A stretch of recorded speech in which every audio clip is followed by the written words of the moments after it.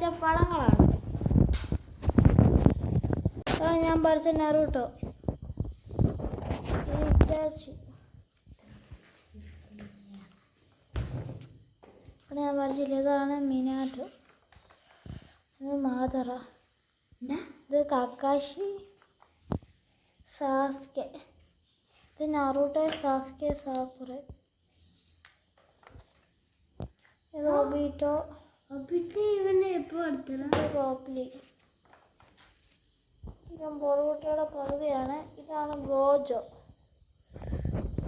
ഞാൻ ഗോജോനെ വരയ്ക്കാൻ ഭയങ്കര പാടുപെട്ടു.